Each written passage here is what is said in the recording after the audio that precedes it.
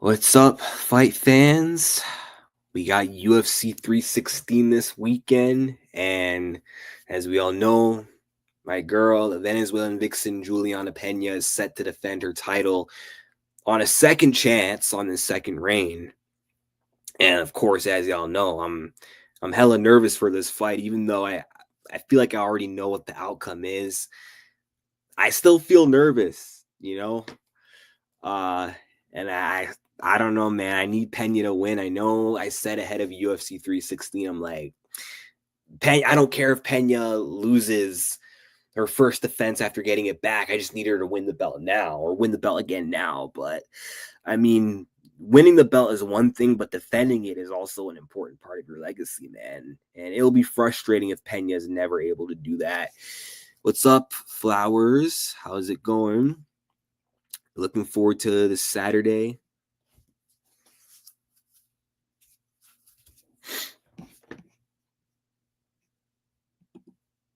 I mean, a lot of people aren't the most thrilled about this pay-per-view, but I mean, it's not the worst.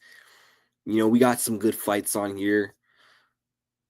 Even though, no one has asked for Marab O'Malley 2. I mean, it's a good fight regardless. Luke K. Holland, that's destined to be a banger. Piper Gastelum should be a good fight, so shouldn't be that bad. And plus, Patchy Mix is making his UFC debut. Juliana is the type of champ to never defend her belt, and that's what's frustrating.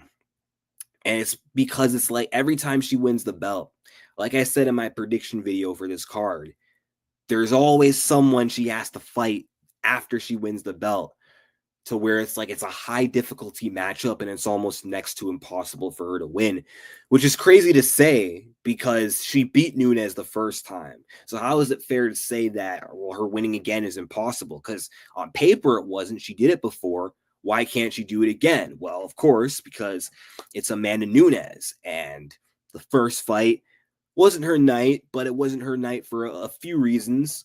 One of them being, Pena and her camp had a very good game plan, and Nunes underestimated her, got frustrated when she couldn't, bully her, overwhelm her with her power, and gassed out because of it. I don't just blame COVID. And Nunes lost the game of attrition relatively quickly against someone with a good chin and good cardio. But Nunes is a smart fighter, and she's more tactical than what she showed in that first fight. And when she was able to get that second chance, she didn't waste it. She was smart with it. She game planned better for Juliana. And once Nunes knows her game, once she has you figured out, once she starts making adjustments, it's a wrap. Because even though Nunes won the first fight, or Pena won the first fight, Nunes was always the better fighter than Juliana Pena. So she was bound to win that second fight. Unfortunately, and now she's got to fight Kayla Harrison, who is another bad matchup. And it's like, bro, if Kayla wasn't in the UFC right now and Pena was fighting Norma Dumont, I'd be more confident in Pena keeping her belt. Even though Norma is another tough matchup, it's not as unwinnable in comparison to Kayla or second chance Amanda Nunes. I'm going to be rooting for Juliana, though. Yeah, me too. I mean, I always root for Pena, so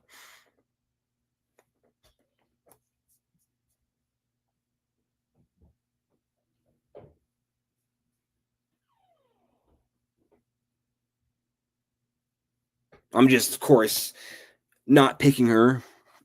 And a lot of people are like questioning, like, yo, how come you have like no faith in Pena? I thought you were a fan. And it's like, hey, I can be a fan of someone and still be realistic. And I learned my lesson from the first time I picked Pena in her first defense.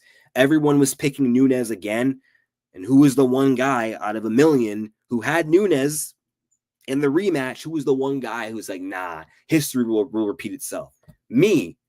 And of course, I believe in Pena. And the fact that she won the first fight gave me every reason to believe she could do it again, but I was wrong.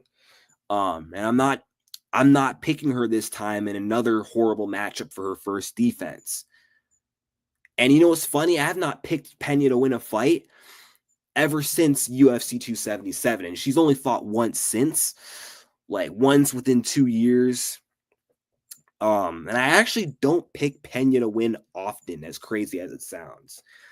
I picked against her in the first Nunes fight. A lot of people think I picked Pena. No, I actually thought Nunes was going to win the first time. I just wanted Pena to win. I picked Nunes when the trilogy was supposed to happen. I picked Raquel Pennington in their fight. I'm picking Kayla Harrison. I picked Germaine to beat Pena. I picked Shevchenko to beat Juliana Pena as well. And I was right about a majority of those fights. And it sucks that I pick against Pena as much as I do, because when she wins, I miss that chance to say, damn, I picked her to win that fight. I think the one time I picked her and was correct was when she fought Nico Montano. And I also picked her to beat Ladd, but the fight got canceled. And then the McMahon fight, I don't think I made a prediction for that fight. I kind of fenced that. And it's not even that I just don't believe in Juliana or her skills. It's just I know these matchups and I have a good understanding that a lot of these fights she's in a lot of tough fights. These are not good matchups for her. Let me go over these comments. That beating Amanda put on Penny in the rematch was wild. I know, and it was sad. I have to pick Merab to win again.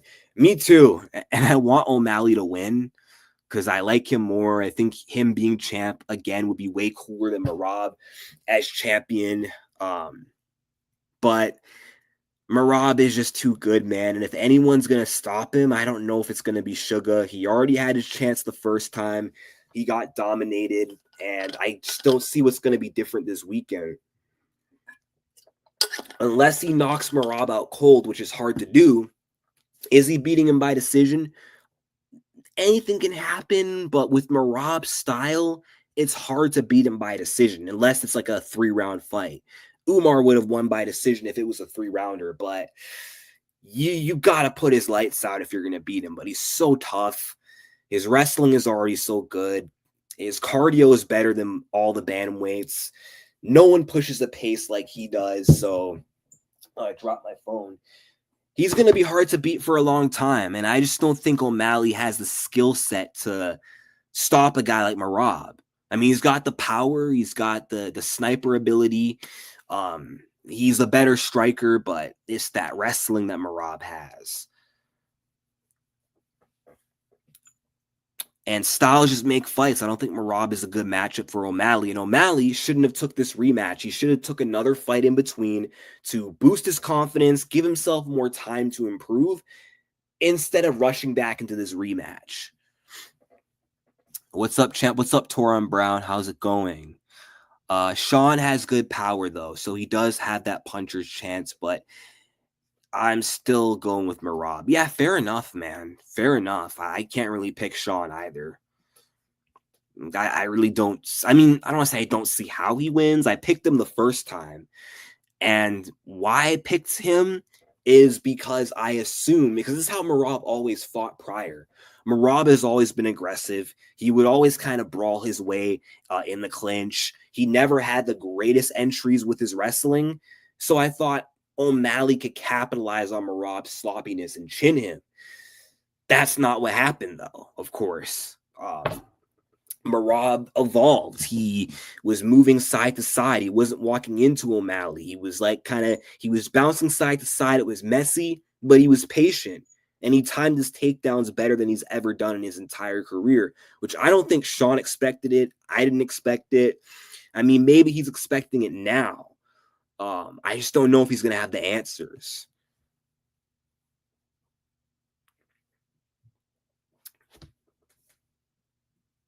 They will keep giving O'Malley rematches until he beats Merab. Oh, that'd be funny.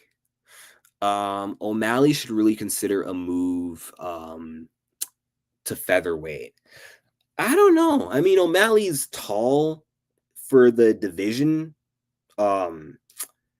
But I don't know, man. I don't know if he's a featherweight guy. Tall, slender. You'd really need to bulk up, though. And I don't think he would do as well up at featherweight. I don't think he would beat Volkanovski.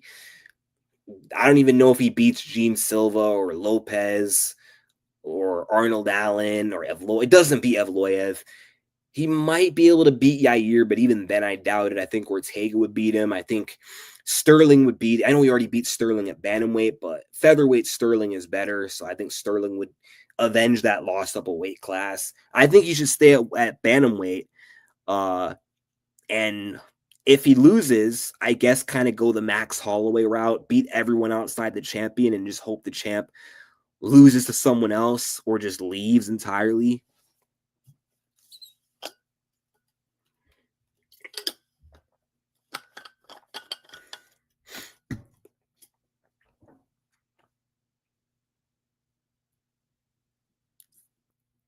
It's crazy how Sean can make 135 being that tall and long. I know it's pretty interesting.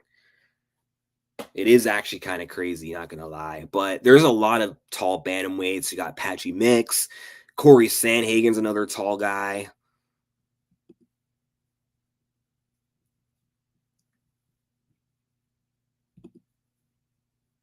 Hold on.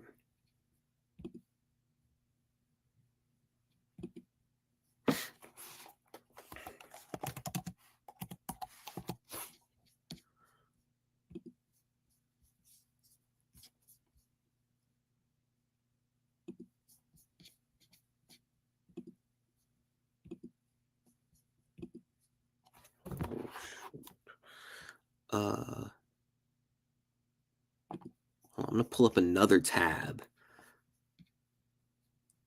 There we go. The card as a whole, since we're kind of talking about everything.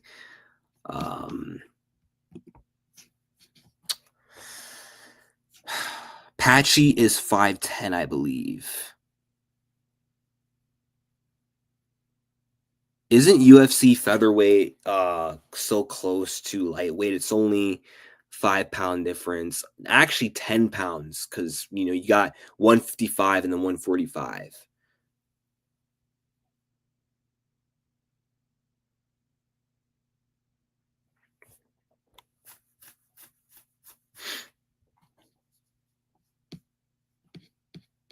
Yeah, I feel like the stakes for this weekend are pretty high because you got Sean O'Malley. If he loses this weekend, it's like his stock drops massively because he's already one of the bigger stars in the UFC. It's not going to be a good look. If he loses 2 in a row to the same man, his stock is just going to plummet entirely. Merab, I feel like he has less to lose than Sean O'Malley, even though he's the champion. And of course, if he is to lose the belt, excuse that text. Let me just hold on. Let me stop sharing my screen and just kind of mute this guy because I don't want stuff popping up in the middle of my streams. 1 second. Okay, I'm going to reshare my screen now. And I'm also going to get rid of that survey that's popping up on the side of Google. I haven't used this screen sharing thing in a long ass time. Okay, anyway. Yeah, like I said, I feel like Marab has less to lose even as the champion. Cause he doesn't have that pressure on him of I've already lost this guy, I have to get it back. He doesn't have that pressure on him that I'm one of the bigger stars of the sport and I have to protect my stock and my image by getting a win. With him, he's the champ. He just has to show up, do his job. And if he loses to O'Malley this weekend, which I don't think will happen, but if he does lose, losing to O'Malley can't be all that bad, really. Because I mean, Sean is one of the best bantamweights in the world, as well as Marab. And if you give Sean O'Malley more than one chance, someone as dangerous as him, it's expected that he can make the most of it and he could pull something off, right? And there's always room for a trilogy, although the UFC probably won't do it immediately. Marab is going to work his way back up and they'll probably see each other again. And it will probably make for one of the biggest rivalries of the sport, right? Them being 1-1, there's a storyline there. Whereas with O'Malley, if he loses 0-2, that's it. No more title shots. So O'Malley is definitely in a must-win situation. And he's probably I feel like of all the fighters on this card, Sean has the highest stakes, like bigger than Pena. Because I don't feel like Pena needs to win as much as I say I need her to win. She's already been a 2-time champion. It's already kind of expected that she'll lose. I mean, of course, she's going to lose her title, and the fans will continue to disrespect her, like with Alexa Grasso. But I feel like for both Kayla and well, actually, no.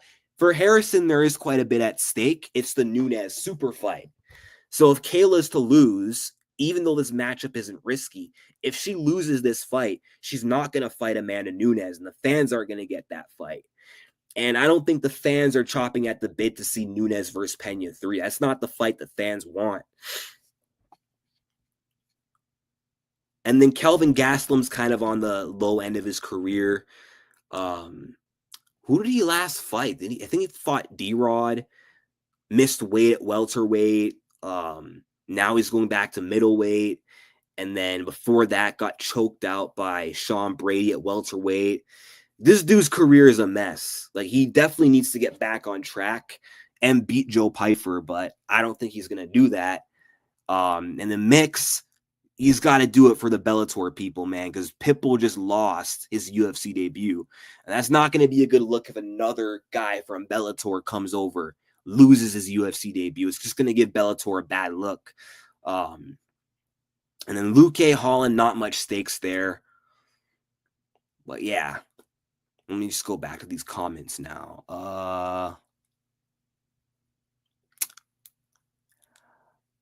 I would say it would look bad if he gets dominated again rather than just lose. If O'Malley, yeah, of course. Of course. I mean, if Sean loses like a close decision, does way better. Like, if let's say it's like a Holloway versus Volkanovski 2 type of fight where Max in the first fight lost clearly and in the second fight almost won, and many people thought he did.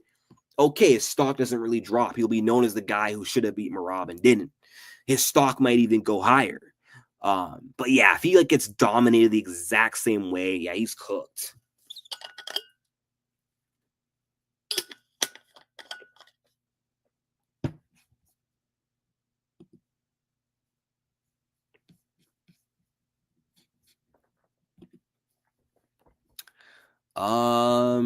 Nobody's talking about how good the month of June is for the UFC. Nothing but good cards. Oh yeah, totally.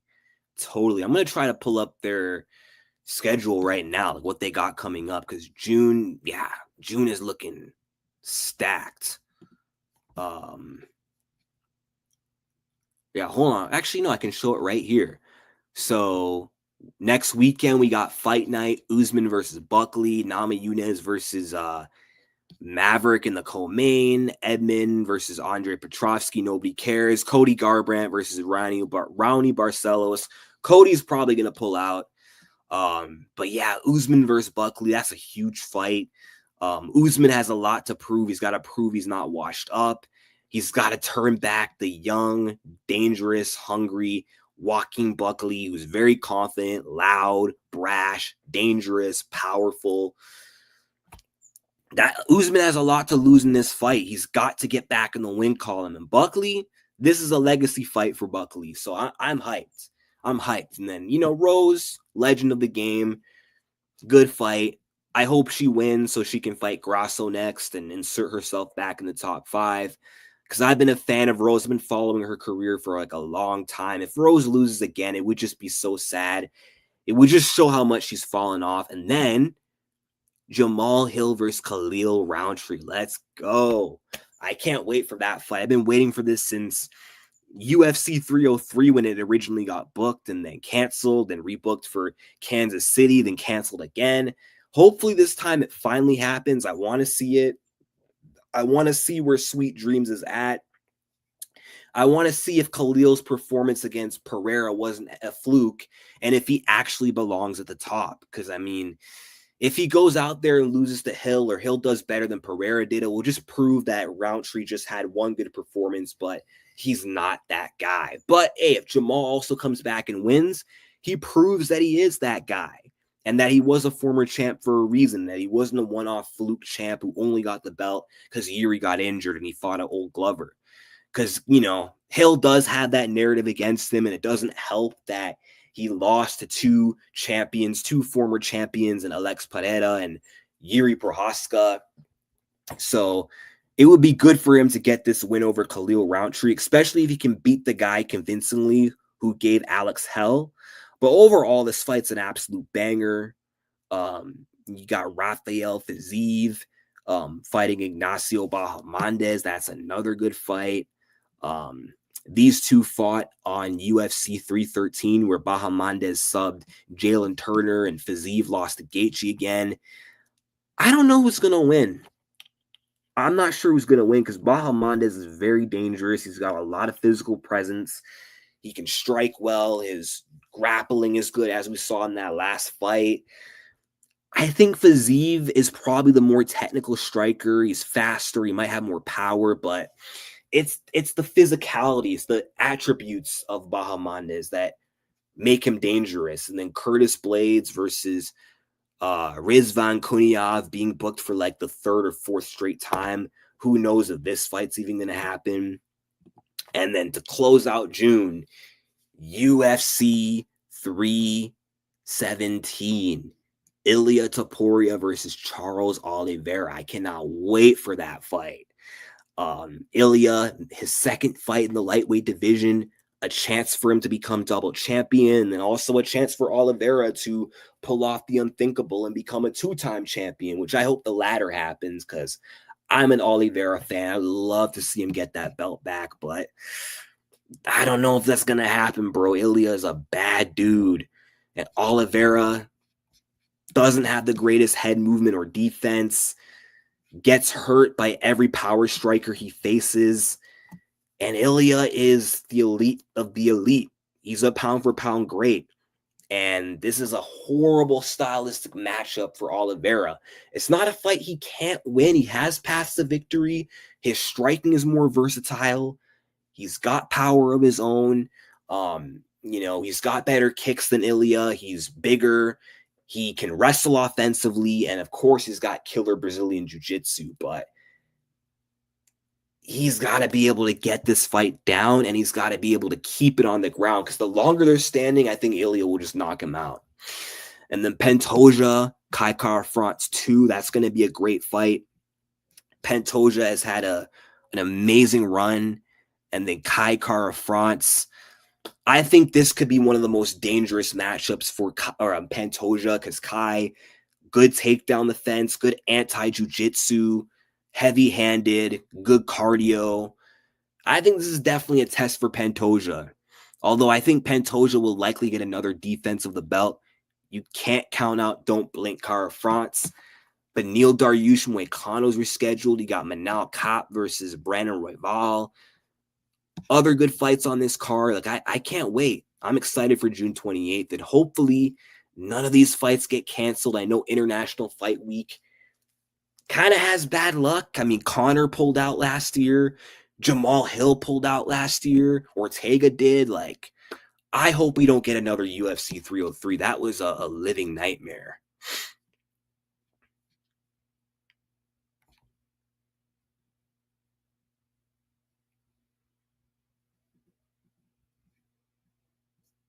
Let me read these comments. Shame we didn't get Macy versus Aaron. I know. I'm so pissed about that fight. I'm so pissed about that. And I know a lot of people will say, oh, but it's women's MMA. Who cares? It was a bad main event. That fight was a literal banger. Okay. Macy Barber, say what you want about her. She's a beast. Okay. Absolute powerhouse, brutal on the feet, brutal in the clinch. Maybe not the greatest takedown the fence, which could have played into Aaron's grappling style, but Aaron's hittable. She's there to be hit. She's never been hit by someone who hits as hard as Macy, other than maybe Tyler Santos. And it would have been interesting to see how much improvements Macy could have made with this time off. And they both have unresolved tension that needed to be settled in the octagon. I'm mad that now will never happen because Aaron will never agree to reschedule the fight. Wait, it is stacked as fuck. It is. June is hefty, bro. I believe Sweet Dreams gets it done. I'm starting to think he wins too. I don't know why. I gotta really think about that one though. I have like 21 days to figure out my prediction. Or no, not 21 days. I have 16 days because it's on the 21st. Holy crap. Yeah, I don't know because Jamal, his chin doesn't hold up against power punchers. That's the thing that worries me about Hill. I don't want to call him chinny, but he's not that durable either. Like when Yuri connected, he dropped every time. The moment Pereira touched him, although when Pereira touches anyone, they go to sleep, Jamal Hill dropped like a sack of potatoes. And Roundtree is very fast. Roundtree is very explosive.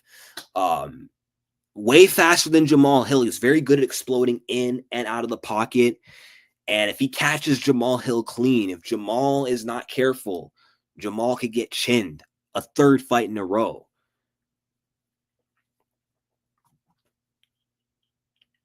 But I don't know, man. Khalil Roundtree, I mean, he had a good fight against Pereira, but really, how good is he? He didn't beat Dustin Jacoby, got smashed by Iwan Kutelaba. He's had a lot of like iffy performances. I mean, I know he destroyed Carl Robertson and that other dude who he stomped his knee out, and then he beat Smith, but we'll see.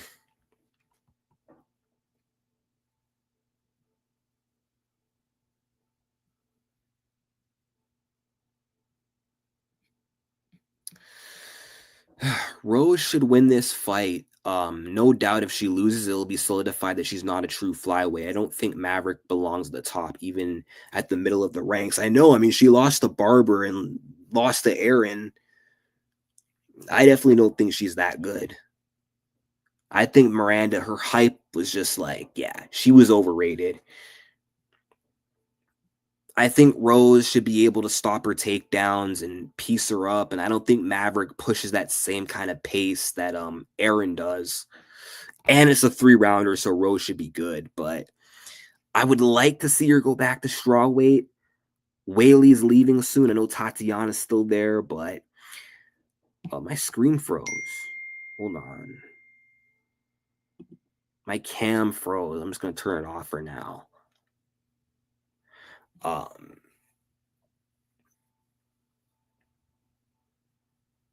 but yeah, no, I think she should go back to strawweight. Whaley's gonna move up, and I don't think Rose beats her in a trilogy. And strawweight is just such a shallow division. It's such low with talent. And I think if Rose wanted to, she could easily beat almost every contender there, except for maybe Tatiana. But Tatiana's older, has had a lot of injuries. She's not that active. So, yeah. And Rose could probably beat Suarez now that I come to think of it. Though not guaranteed, seeing the way Whaley exposed her, I could see Rose using her footwork, her distance. She already has good takedown defense, good ground game, not easy to hold down. And Tatiana doesn't have the greatest entries on her takedown, so Rose could probably beat her and could beat a lot of other girls. I think Rose would beat Verna. I think Rose would beat Lemos. I think Rose would beat I think who else is there? Yan Xiaonan would be a pretty dangerous fight, but I think she could win that too. But Rose she escaped strawweight to flyweight to, get her hunger back because she just has no motivation left at strawweight, which, I don't really agree with. I think there was a lot of things left to be done at strawweight, becoming a 3-time champion. That trilogy with Zhang Wei Li would have been massive. She could have made her legacy by beating Wei Li 3 times.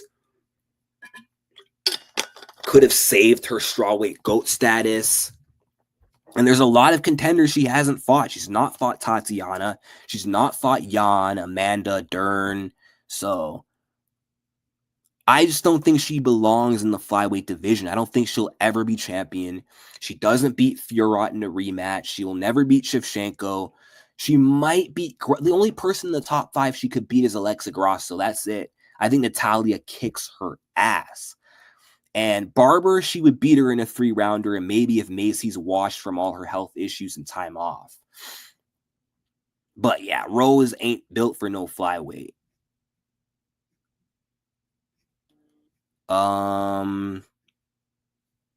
Hill talked mad shit only to get destroyed by I think you met Pereira and Yuri, right? But yeah, not a good look because he did talk a lot about Pereira leading in, saying he doesn't need to grapple. I mean, it wouldn't have worked anyway because Pereira stopped all of Ox takedowns, but yeah. Where was I? Oh yeah. Um he downplayed Pereira's skills and was really confident and even had that necklace of that bleeding Easter Island head, basically mocking Pereira, and he got smoked. And then Yuri, he was comparing their performances, saying, "Oh, I got caught, you got dominated," and then Yuri dominated him. I'm calling it right now. Oliveira is gonna prove people wrong and beat Ilia Topuria. It's possible. It is very possible that he could win. I'm not sure, bro. It feels destined for a guy like Ilya to win. Same thing how it feels destined for Kayla to win, unfortunately, and fight Amanda Nunes. Ilya is on that Conor McGregor career path. And if you don't know what I'm talking about, Conor McGregor was 6-0 at featherweight before winning the title against one of the greatest featherweights of all time in Jose Aldo, dethroned the dominant champion, and was uber confident, talking so much trash, was already posing with the champ's belt, lifted his belt at the press conference.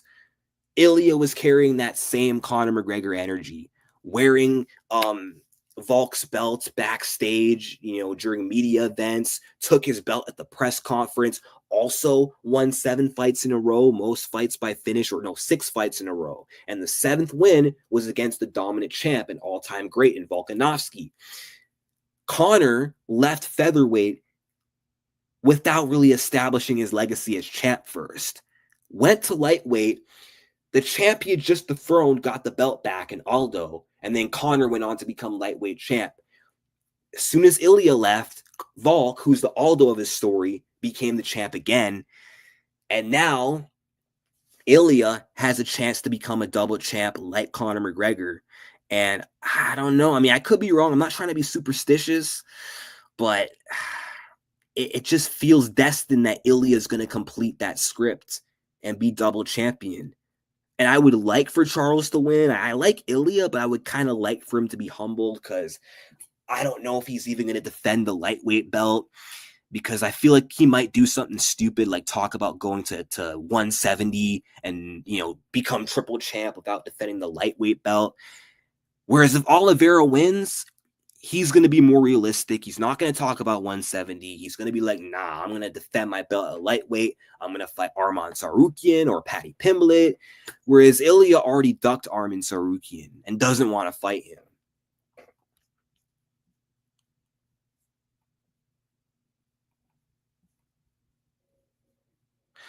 I know this might sound crazy, but I really believe Oliveira is going to crack Ilya in an exchange on the feet. I mean, it's possible. It is possible. Oliveira can crack. He's very sharp on the feet. He's got a good left hook. And if Ilya drops his hands once in an exchange, or if he pulls back with his hands low, the kind of the way Chandler did, Oliveira could land something for sure. And Oliveira does have good counters. He is a good counter puncher. I mean, I know Ilya is not Jared Gordon, so it's not going to be that easy to catch Ilya coming forward, but Oliveira is very good in those exchanges, in those close exchanges. Or, yeah, Charles is. I think I already said that.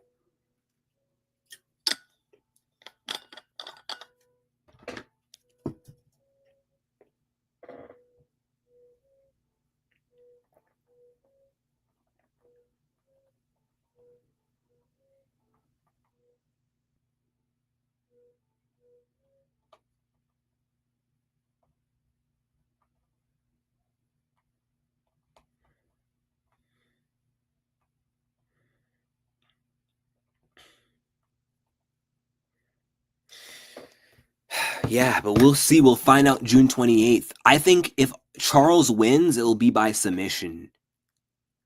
I don't think it'll be a knockout, although it's possible. And Oliveira is starting to add high kicks to his game, and that is an opening on Topuria that maybe he could capitalize on. But I'm pretty sure Ilya is going to be aware of that, and that he's going to try to close that gap, fix his head kick defense. I mean, I feel like he already has, because Volk couldn't land a clean head kick, neither could Holloway. So we'll see.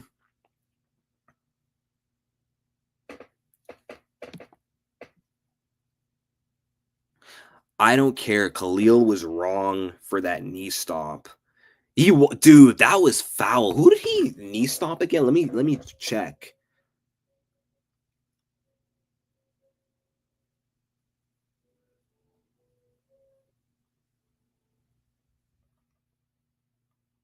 Let me look up the shirt on. There's the one guy that was mean. It was Modestus Bakalkas. Yes, that guy. I felt bad for him. What's up, I Toro?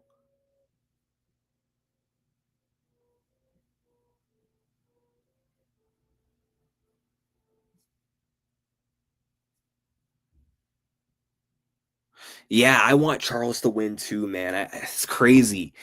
I used to root against Oliveira so much, like on his first rise, like post Paul Felder. I didn't really pay much attention to him after the Felder fight, but once like he, had that breakthrough win against Kevin Lee, which I picked against him in that fight. I thought Lee was gonna beat him.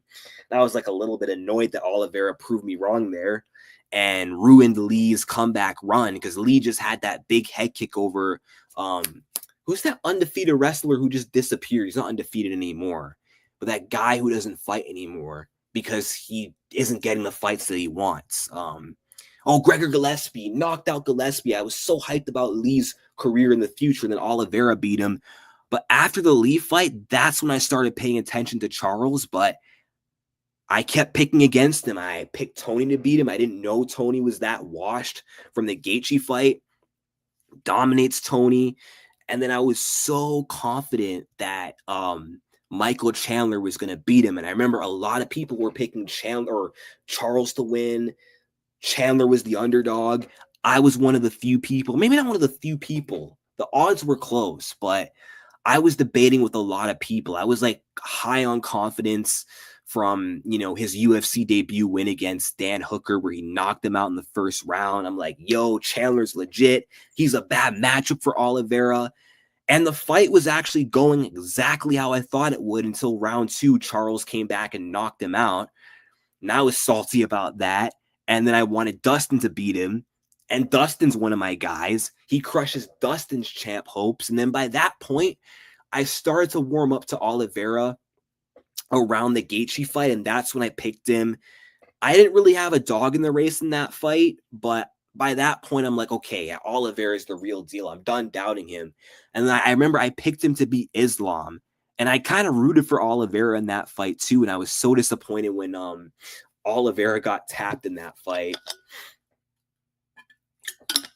And now, ever since, I've been rooting for Charles. I wanted him to beat Beneil. He did. I wanted him to beat Armin. He didn't. I actually wanted Chandler to win the second fight, but by that point, I was more accepting of the outcome. I'm like, you know what? If Chandler loses, which I'm expecting this time, it is what it is. I won't be mad. And now I want Oliveira to become a 2-time champ. Now that Makhachev is gone, which I think Islam was a way worse matchup than Topuria, his odds are better at becoming a 2-time champ. And Volk broke the 35 curse. So that opens up the door for Oliveira as well. So I'm definitely going to be rooting for him. I don't know if he gets it done, man. I don't know. Like, I'm just so scared of Ilya's power and that his ability to like pressure his opponents, corner them against the cage, and just once he gets on the inside, it becomes a wrap. It's game over for his opponents. Nobody beats Ilya in that close range. Like Charles's only chance against Ilya on the feet is that long range. That's how he beats Ilya, long range striking. But Oliveira also thrives off that close range, the mid to close range. And against Ilya, you don't want to engage in close with a guy like that. I think anytime they get in close, Oliveira has to get the Muay Thai plum, throw knees up the middle to the head, to the body, try and drive Ilya to the fence, work those takedowns, but he can't get in that close range to exchange with Ilya, or he's going to get put to sleep. Like if Ilya can sleep Max Holloway, who's known for a granite chin, he can definitely sleep Oliveira, who's already chinny. Let me read more of these comments. If I was Oliveira, I would use oblique kicks. Some of the oblique kicks, like Max was doing to the point, he didn't like those kicks. Does Oliveira use oblique kicks? He uses a lot of teep kicks. I don't see him using oblique kicks, but Oliveira has good calf kicks though.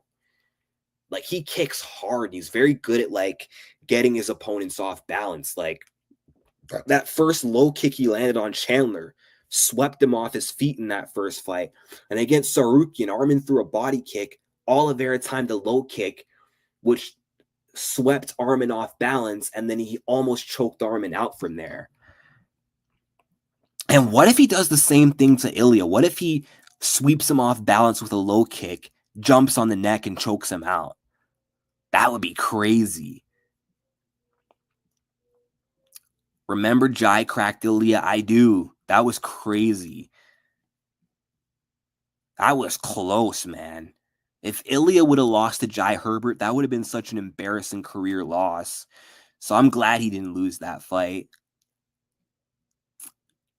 But what's crazy is he wasn't supposed to fight Jai. He only fought Jai because the UFC forced him to lightweight for missing weight when he was supposed to fight Charles Jourdain.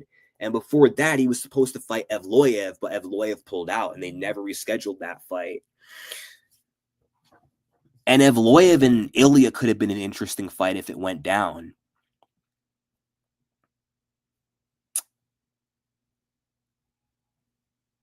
Charles would do good in the clinch with Topuria. Oh, he would. And that should definitely be his go-to, like against Poirier, because Charles's answer to the pocket boxing and pressure of Dustin was grab him up in the clinch, knees to the body. Now, against a shorter, stockier opponent, that might be a little more difficult.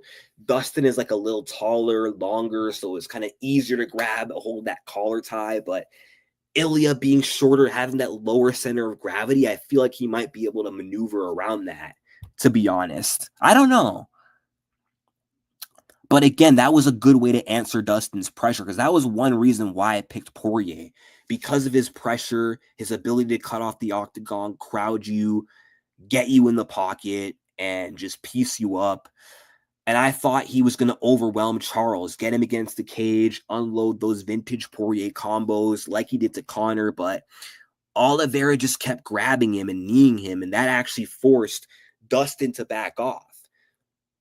He can maybe do something similar to Topuria to mitigate that pressure. Charles, on an interview, said he will knock Topuria out. Dude, that would be crazy if he KO'd Ilia Topuria.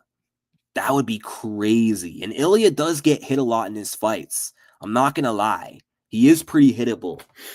Like Volkanovski was teeing off on him. Max was landing clean on him. Bryce Mitchell was touching him. I think Oliveira is definitely going to connect. We'll just see if he can land the home run.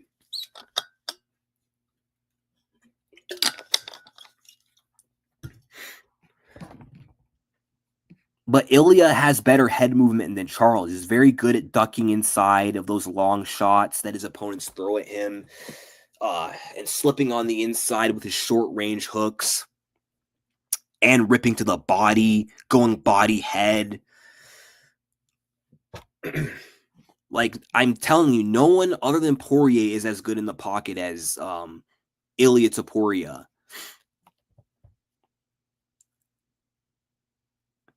And what I could see happening in this fight is like Charles does good, and maybe he does good to the point where it looks like he's going to win. Kind of like with Volkanovski, a little bit like with Holloway. A lot of Toporia's opponents have a lot of success. They do well against Ilya.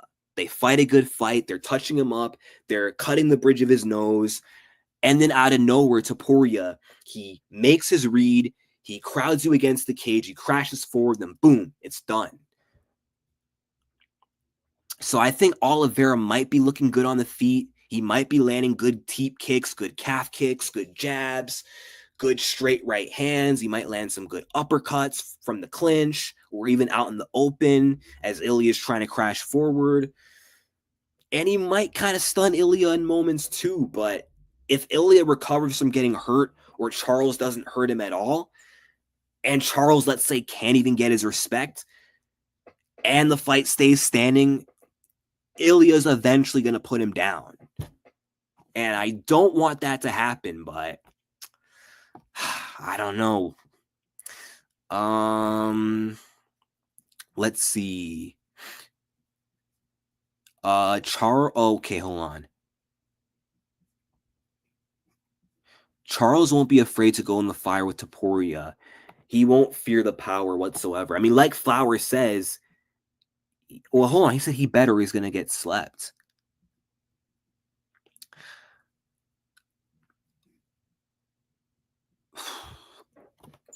I think if Oliveira puts a lot of pressure on Ilya, but is smart about it, doesn't like walk right in the line of fire, but like keeps Ilya on his heels, keeps him backing up, kind of like what he did to Michael Chandler in that last fight, and mixes in those takedowns.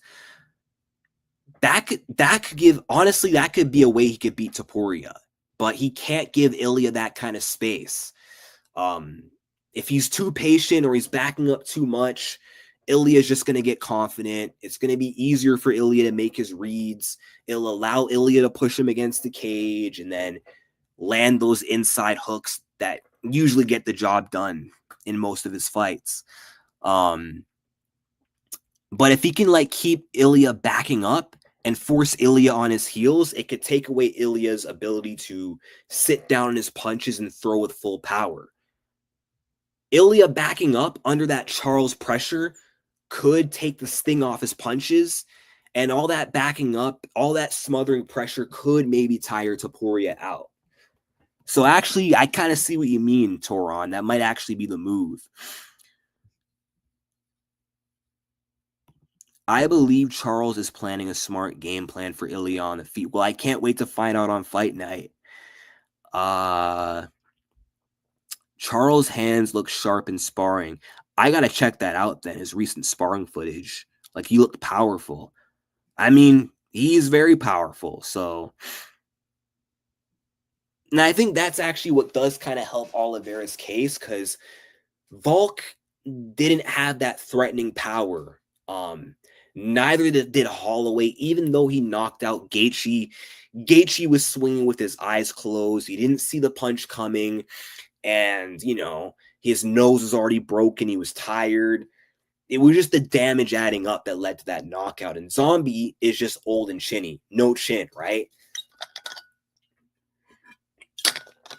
But Oliveira hits harder than Volkanovski. He hits harder than Holloway. So there's definitely a good chance he could crack Ilya if Ilya is not careful.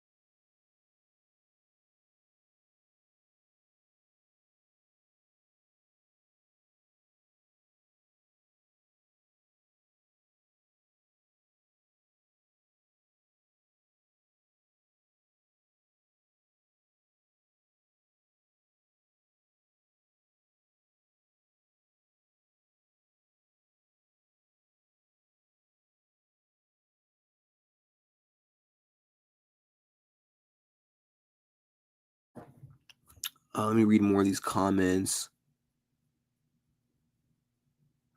Would you kiss Shamil for a fresh cup of Grasso's piss? No, I would not. Gaethje is good in the pocket. Yeah, he is. Holloway was beating Ilya in the stand-up before getting cracked. That was so disappointing, man. I remember I picked Max for that fight. I had every reason to believe he would win the fight, and he was doing good. He had a decent first round. I thought Ilya won it. And then I kind of edged Holloway in round 2, although he got wobbled early on. I thought Holloway was starting to pile up the volume, landing good shots. He landed a good straight cross that kind of bopped Ilya's head or popped his head back a little bit.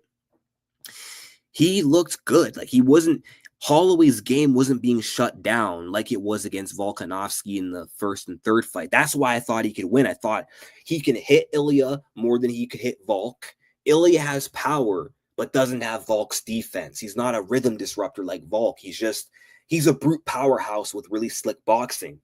That's what I thought, but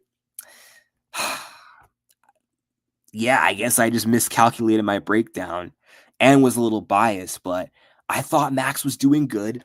He was starting to settle into the fight, gaining confidence, and then one mistake, switching stances in punching range. Same reason why Izzy got KO'd in that last fight. Boom. Ilya cracks him with a straight right hand, and then that's all she wrote. But Max wasn't going to win that fight anyway because the judges already gave Ilya the first and the second round. I mean, if Max doesn't get rocked early in the third and doesn't get hurt at all, maybe he could have won the third, fourth, and fifth. But if he survived that flurry, he was bound to lose by decision if he didn't get knocked out. But yeah, that was sad. That was frustrating. I was hoping Holloway wouldn't get KO'd, and after that beautiful performance against Gaethje, it would have been so fitting to see him go from BMF champ win against Gaethje to then winning back his featherweight title against Ilya. But we just can't have nice things in MMA, I guess.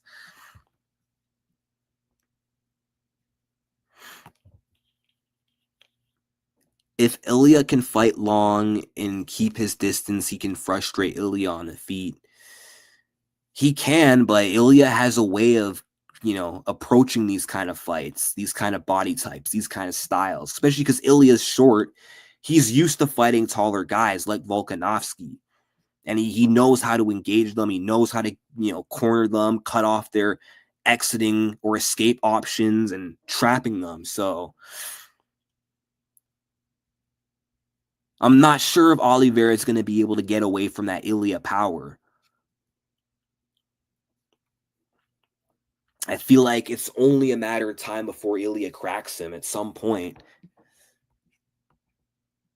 Imagine if Oliveira goes in there slipping all of Ilya's punches and cracking him in every exchange. That is not going to happen, bro. Oliveira does not move his head. I mean, he does have some decent pull counters, but he's not winning that push-pull game with a boxer like Topuria. Like, this is not Justin Gaethje or Michael Chandler.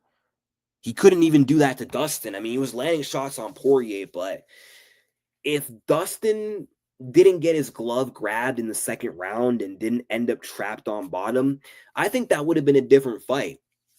And I think Oliveira's only option was winning that fight on the ground.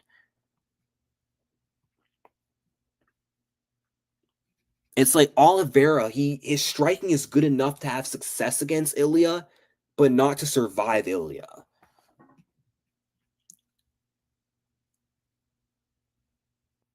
Holloway was fighting long, keeping his distance in the fight with Ilya.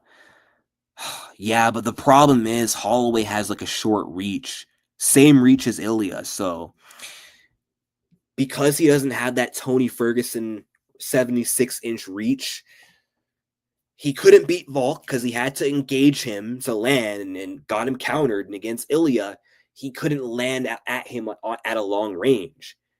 He had to walk in the fire if he wanted to land, and that, kind of gave Ilya the upper hand. But Oliveira, at least he has doesn't Oliveira have a 74-inch reach?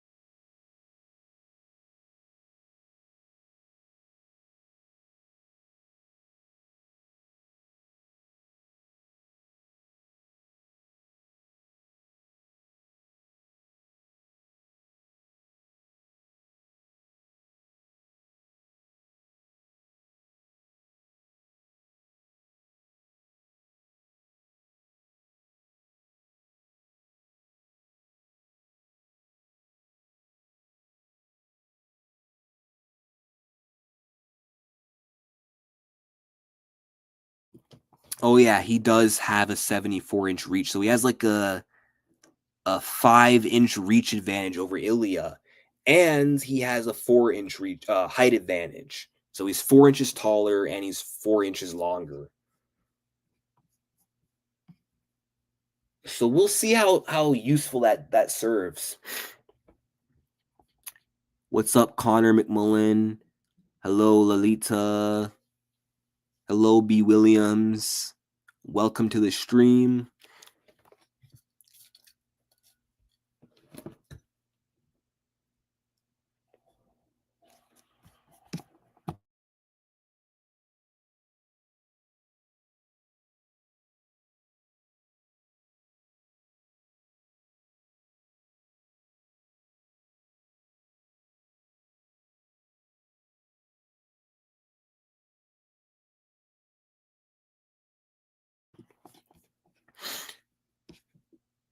Crazy how Holloway has such a short reach for his height. It's annoying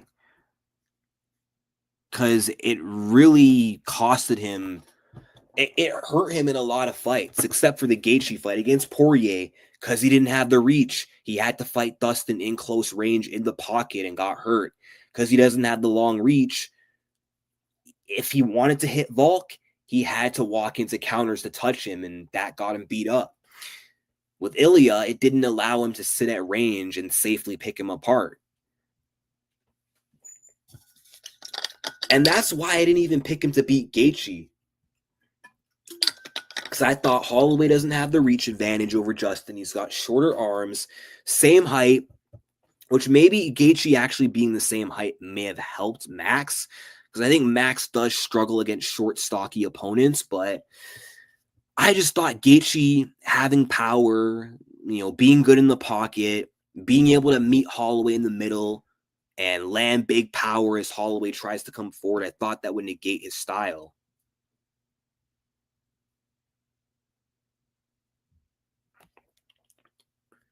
And I thought the leg kicks were going to be a problem too. And watching that Arnold Allen fight is really what made me think, yeah, there's no way he beats Gaethje. He was getting hurt by Korean Zombie, the ghost of Korean Zombie. Didn't look that good against Allen. I'm like, nah, Gaethje will beat him. But weirdly enough, Max Holloway goes out there and then just completely outclasses, just completely dominates Gaethje.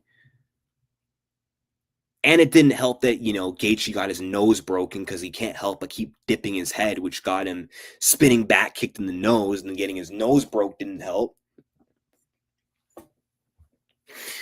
And because Gaethje was fighting with a broken nose for 5 rounds, I think that definitely compromised him.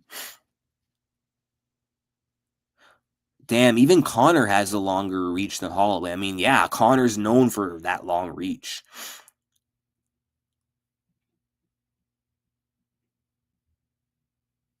I thought Gaethje would KO Holloway.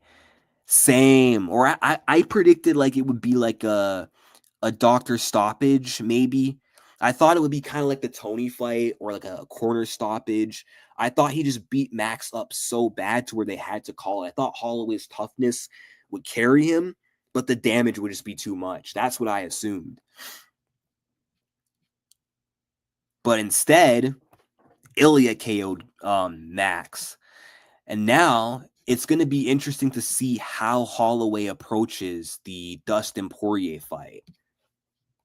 That fight interests me. Holloway versus Poirier.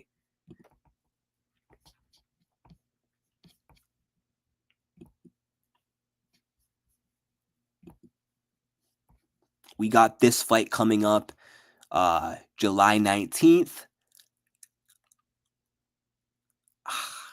Man, I don't know. I like the fight, but don't like it at the same time because these are my boys, man. I don't want to see either lose, and I want to see Dustin win his final fight, but then that means Max has to lose and lose 0-3 to Poirier and be 0-6 in trilogies overall. I don't want that. So Max definitely needs to beat Poirier, get that one back, but then that means Poirier's got to go out on a loss.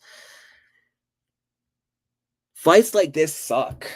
But I mean, hey, the last fight was a banger. I think this one will be a banger. However, this is Holloway's first fight back since being knocked out. And he's going in there against another powerful boxer. This is not Justin Gaethje, the brawler. This is a technical, clean boxer who excels in the pocket and has a very similar style to Topuria. Maybe not as good, but just as dangerous, just as effective. And, you know, I have every reason to pick Holloway, but I can't count out the guy who's already ahead in the series, 2 straight wins. Like, styles make fights. I think Poirier is a bad matchup, and now Max got his chin cracked. It kind of begs the question, like, how is Holloway going to come back? Is he going to be as confident? Like, he lost that aura of invincibility in his chin. He's no longer known as the guy who can't be KO'd anymore. He knows he can be knocked out. Poirier almost knocked him out in the second fight. Poirier still hits hard. And will Max's chin even be the same? Like, Poirier knocking him out in the third fight is not out of the question. It could happen. Max could be knocked out again on July 13th and could lose his BMF belt to Dustin Poirier. I wish Max didn't go back down to featherweight again. He looked more crisp at that weight. Plus, the cut definitely affected his ability to take a shot. I agree. And if he just stayed in the lightweight division, then who knows? Maybe he'd be fighting for the vacant belt against Charles Oliveira this weekend. Or he would have got that short notice opportunity to fight Islam Makhachev at UFC 311 instead of Renato Moicano. So much would have been different if Max just stayed in the division.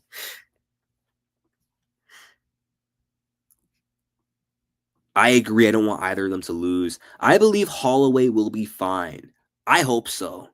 I hope so. And I mean, Holloway was doing very good in the second fight. I mean, outside of losing the first and second round, he had a good third round. He had a really good fourth round. It was the fifth round where Holloway started to take his foot off the gas. I think it was when Dustin kneed him up the middle, split him between his eyes. I feel like that's kind of what changed the fight. Like, that damage from that knee slowed down Holloway's momentum, because otherwise Holloway just kept building and building and building and snowballing in that fight. Landed a lot of good combinations. Poirier was stalling him against the cage, but doing no damage. I thought Max was going to pull away with that fight after the first 2 rounds, but then round 5, Max just stopped pressuring, and Poirier was able to control the pace, control the exchanges, and that's ultimately why Max Holloway did not win the second fight against Poirier. But now that Max has had a lot of time since, he's improved. Now his body is actually settled into the weight class. He's not a fat featherweight fighting at lightweight. He's a proper lightweight, in shape, hits harder in this division, improved his style. He's a little more elusive, not as stuck in the mud, doesn't brawl as much as he used to. He's become a much better sniper and counter striker than before. I feel like it does give him a good chance. But I do think stylistically Dustin is a harder matchup than a guy like Gaethje. Gaethje is just a zombie who brawls. I mean, Gaethje is a good striker, and he can be technical when he needs to be, but his style, in hindsight, was always tailor made for a guy like Max Holloway. Because Gaethje doesn't have the greatest, head movement. He can counter, but he's not technical. He's not crisp with it. So it was kind of easy for Max to see the shots, evade the shots, counter the shots, put together flurries without consequences, whereas Dustin is better at slipping, rolling, better at countering than Gaethje. So, yeah, we'll see.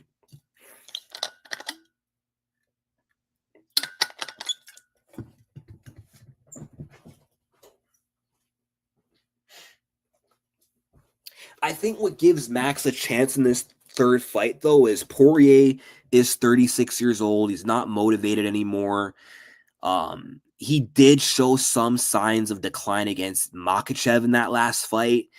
And even against BSD, he didn't look that good until the second round where he knocked him out.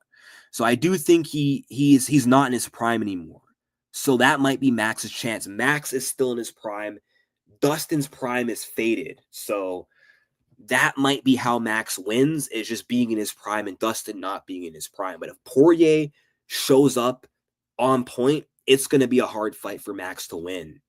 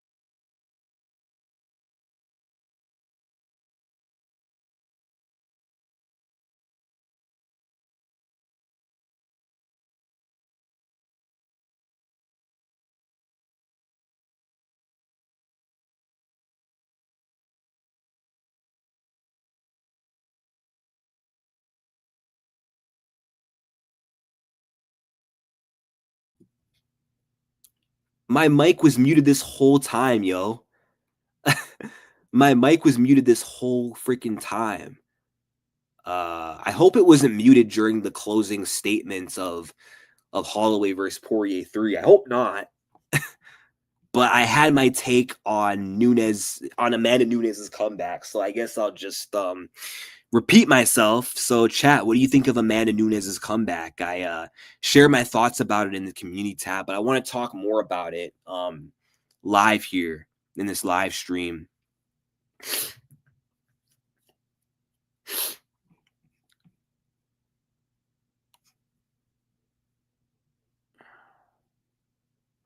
So either what we're going to see after this weekend is we're either going to get Nunes versus Pena 3 or we're going to get Harrison versus Nunes.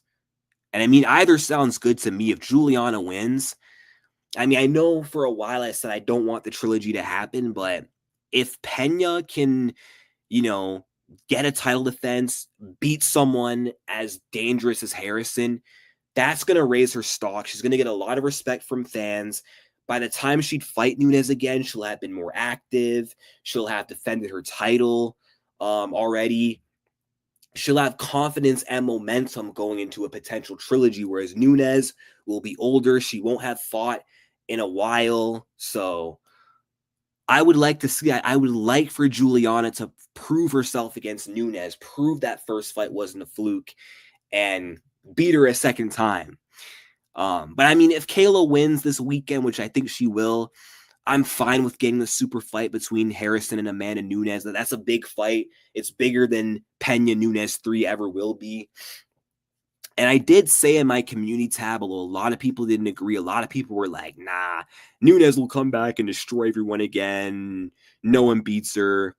But I don't know. Something tells me Nunes' comeback is going to be kind of split, or it's just not going to go well. Either she's going to go 0-1 in her comeback. Maybe she'll come back and lose to Kayla. Although I do kind of think she beats Kayla, so it's complicated. Or she comes back and beats the winner of this weekend. And if she doesn't retire, she'll lose her next fight after that. That's my bold prediction. And I think if there's anyone that could beat her, if not Harrison or Pena, it could be Norma Dumont. And I know Norma got knocked out by Megan, who got destroyed by Amanda. But Norma Dumont has really improved, and she's a really good striker, a way better striker than Aldana. She's not a one-trick pony like Irene. She just needs to defend the takedowns of Nunes and avoid that right hand from Amanda. If she could do that, keep it standing, and keep her defense on point, she potentially could outstrike Amanda Nunes. And we saw Nunes struggle with the striking of Germaine de Randamie, and she needed her wrestling to win that fight. She had a hard time against the technical striking of Valentina Shevchenko. So Norma could potentially piece her up, and Amanda Nunes isn't getting any younger. And she already had that dominant run from 2016 to 2023. And I know right now the division looks shallow, but it's MMA. Anything can happen. And I just don't know if Nunes is going to go on another decade-long run. Like she's talking about, I watched her UFC Unfiltered interview with Matt Serra the other night. She's talking about, I'm going to come back and I'm going to keep fighting until my body tells me to stop, you know? And if she's going to keep going, if she doesn't know when to say when, another loss is going to come, because that's the sport of MMA. The longer you keep going, losing again will be inevitable. And I don't think Pena will be the last person to beat her if Nunes comes back and sticks around. Let me read these comments now. Her English regressed? Really? Wow. Imagine Topuria fighting a sloppy striker like Ferguson. I think he boxes circles on him. Bro, I thought of that matchup, actually. Ilia Topuria and El Kakui. If El Kakui was still in his prime today and still a top contender, him and Ilia, that would actually be an insane fight. But yeah, I do think Ilia would win. But you never know. The Darce Knight could wrap up that neck, and it could be all she wrote. Hold on, let me read. Okay, I love Amanda, but I could care less about her coming back. Yeah, a lot of people are saying that, actually. A lot of people are saying that they don't care about her comeback. And I can kind of see where people are coming from, because she already had a dominant run. And for as impressive as she was, her being on top for so long was pretty boring. And with her being gone, it's allowed this division to breathe. We've seen a bit of chaos, and sometimes chaos is more exciting than just stability. Like, seeing Raquel becoming champ sucked, but seeing Juliana then become champ again, as much as people complained, seeing the belt change hands twice since she left, That's exciting. And then if the belt passes from Raquel to Pena to Kayla, this division is looking pretty good. And I think everybody loves the division that feels competitive. I think everyone loves a title fight where the outcome feels unpredictable. So I think people are thinking if Nunes comes back, it's going to be another, oh, we know Nunes is the GOAT. She's going to destroy her opponent. So I kind of see what people mean. But I do think Nunes coming back is good for business. It is good for the sport because, look, if Kayla Harrison is the champion, Nunes versus Harrison could be the fight that got away if Nunes doesn't come back. That's been a fight that fans have been talking about for a long time. That is the money fight. So I think fans should be grateful that Nunes wants to come back. Because there is that interesting fight with Harrison on the table. That's a huge fight. And if Pena wins, Nunes Pena 3 was already supposed to happen. I wouldn't mind seeing them complete that trilogy. Nunes versus Dumont is a good matchup. So, I mean, Nunes has nothing left to prove, but she's good at fighting. She feels she still has it. So if she feels she still has some tread left in the tire and she has that desire, then why not? Who's gonna stop her? It's gonna be Kayla versus Nunes. I agree. Okay, hold on. I read that comment. As much as I can't stand Pena, I want Kayla to have her welcome to the UFC moment. I don't understand that comment. Like you're saying you can't stand her. So you're saying you want Kayla to welcome Amanda back to the UFC. Is that what you're saying? Oh, or are you trying to say you want her to get exposed by a legit UFC champion? We need Dumont versus Perez, the battle of the big booties. Amanda beats them all. That's why I don't really want to see her come back. Yeah, and again, I get why you don't want her to come back. I get why a lot of people don't want her to come back, but you never know. You never know. It's possible Juliana, who already beat Nunes before, could beat Nunes older in her career coming off a 2-year layoff. It's possible that Kayla Harrison could go out there, out wrestle Amanda, and maul her on the ground. It's possible that Dumont could go out there and pick Nunes apart on the feet. But of course, if Nunes, I mean, she could go through all of them like it's nothing and then just keep crushing cans for the rest of her career. That is also possible. But I would have a little faith that we could see her lose again if she comes back. And I do think that she will beat the winner of this weekend. Like, I do think that she would beat Pena in a trilogy. I do think she would beat Kayla Harrison. Because I just think with Kayla, in her case, Kayla struggled with Ketlin Vieira, who's big and physical like Nunes, who has good takedown defense like Nunes, went 2 for 8 on takedown attempts. Nunes is hard to take down. Nunes also has good judo. Nunes is like a version of Ketlin Vieira if Ketlin was a lethal striker with heavy hands, basically. And Kayla ducked Chris Cyborg, which is a bad matchup. She lost to Larissa Pacheco, so it does seem like her kryptonite are like big, strong, powerful Brazilians. So Nunes would likely go out there, defend takedowns, keep distance, not let Kayla get in the clinch, land those long, snappy punches, overwhelm Harrison, and probably TKO her. And then Juliana Pena, I think she would do much of the same that she did in the second fight, except maybe she'd probably get a finish because Juliana, I think her chin is kind of toast. I mean, every time pillow fist Raquel landed, Juliana would just freeze. Like in round 1, when Raquel would land, like Juliana would have this big reaction. And then Juliana got dropped in the 4th round by Raquel, which is embarrassing.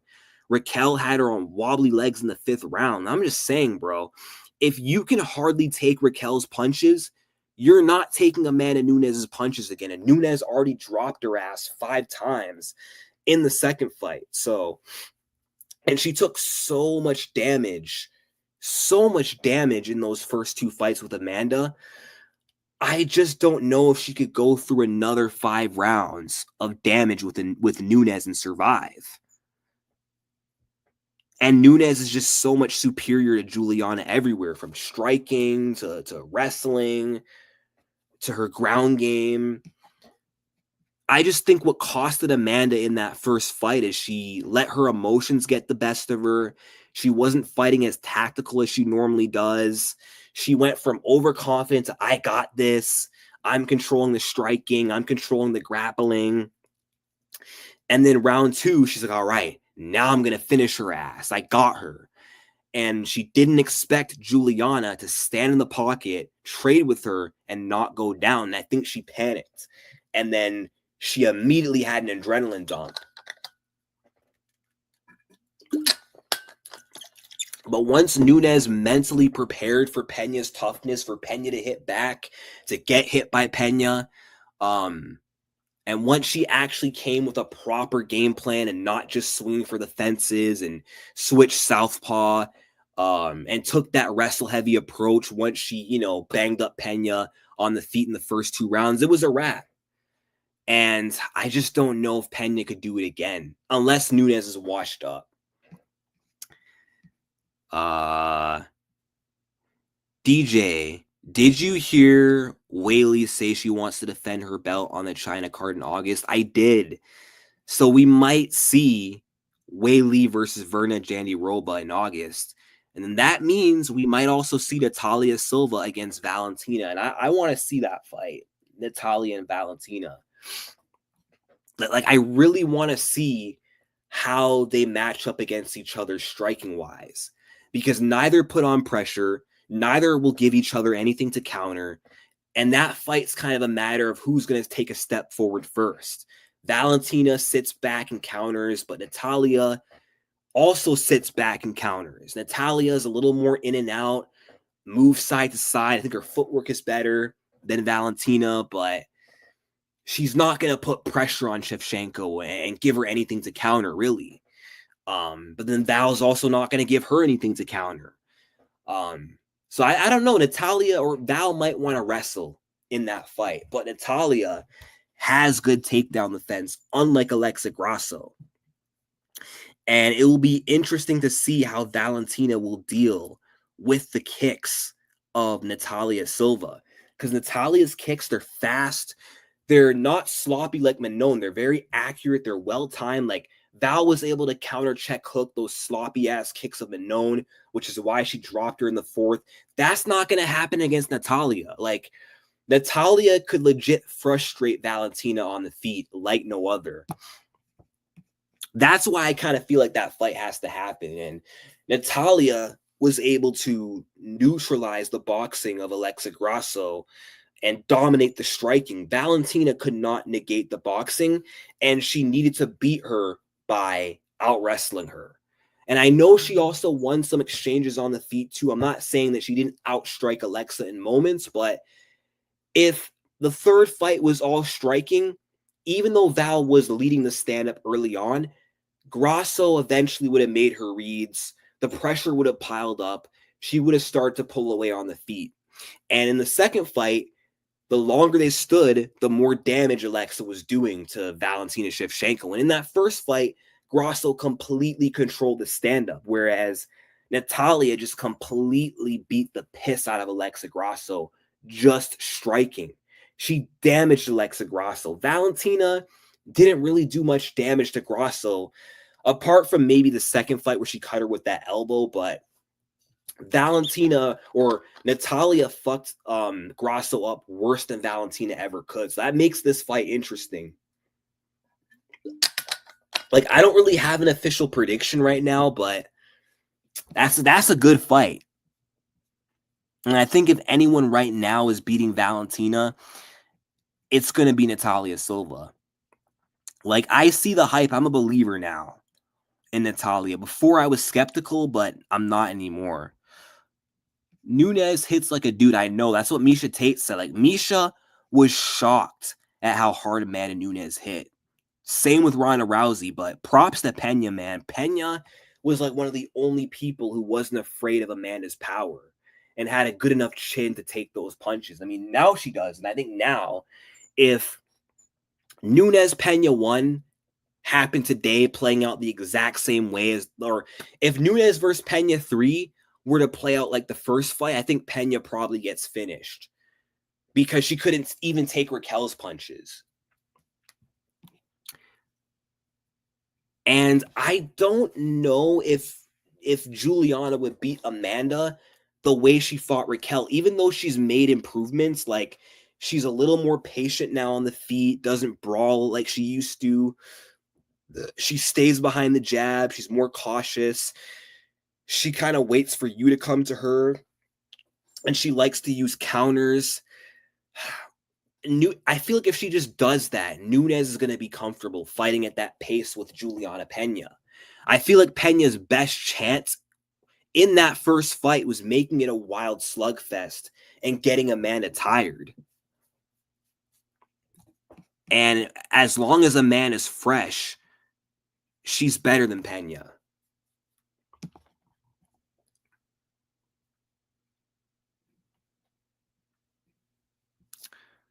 Nah, I think more people need to put respect on Pena's name. And I hate that people like call that Raquel fight a blatant robbery. It pisses me off. Like, it was a close fight. Don't get me wrong. It was a very close fight. I'm not going to lie. But it came down to that first round. And the way people talk about that fight, they act like Raquel dominated the fight and then they just gave it to Pena. That's not what happened. Round 1 was close on the feet. Pena landed some good shots, won some exchanges, landed more in the first round. Round 2, Juliana Pena dominated the grappling. Round 3, Juliana dominated the grappling. And then round 4 and 5, when Pena coasted and got tired, then Raquel Pennington got desperate and started putting on pressure and it found success against Pena. But up until that point, it could have either been 3-0 Pena or 2-1 Raquel, but it wasn't clear. So the fact that they gave the fight to Juliana shouldn't have been such a shocker. Like, I could understand saying, you know what? I thought Raquel won, but you know what? I could see why they would give it to Pena. But to say there's just no way Pena won is stupid. And it just shows how biased these people are against Pena, man. And then DC, man, that he pissed me off when he said to Joe, yeah, because you know what you're watching. Like, shut the fuck up, bro. Do we need to pull up that replay where John Jones kicked you upside your head, or where Stipe shagged you, or not? Why did I use that word? I meant shank, not shag. Where he shanked you in the liver with his fist over and over and over until you crumbled in the fourth? Do we need to pull up those replays, bro? Do we need to pull up those replays where you were crying backstage when John Jones beat you? Like, shut the fuck up. Put some respect on DC or on Pena's name.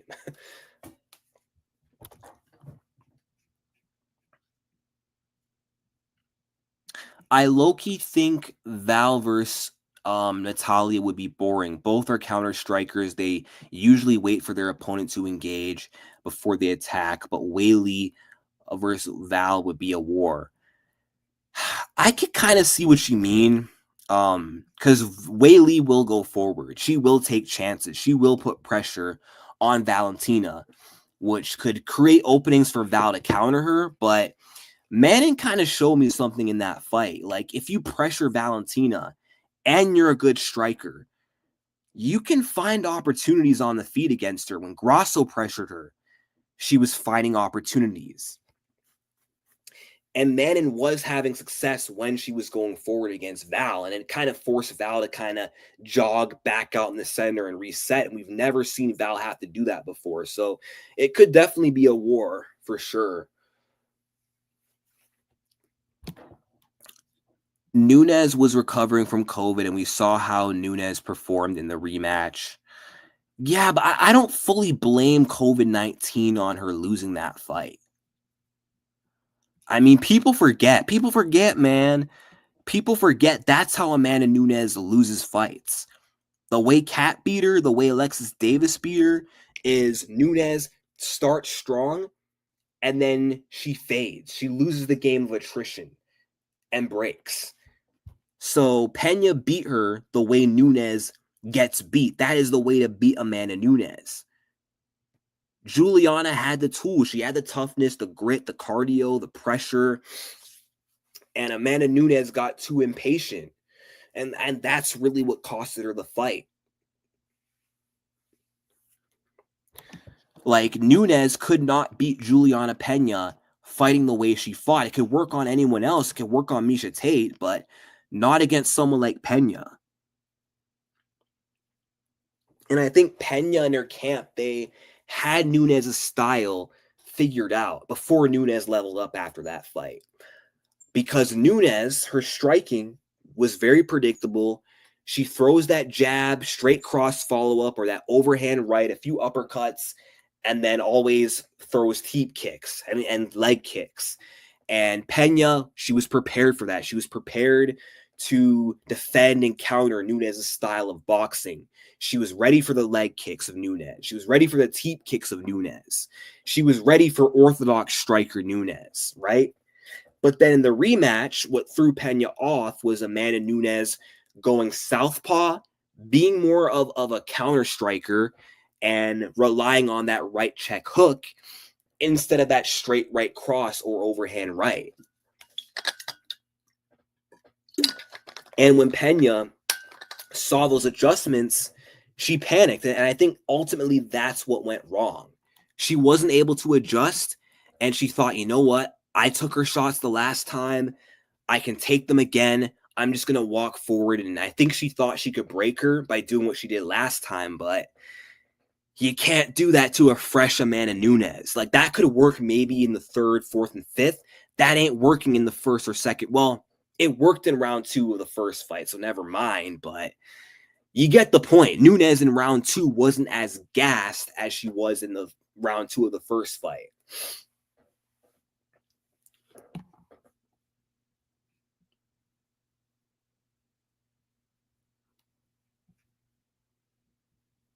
Val won't chase Natalia. And that's why that fight interests me, because neither will chase each other, and it'll be interesting to see how they'll respond to that.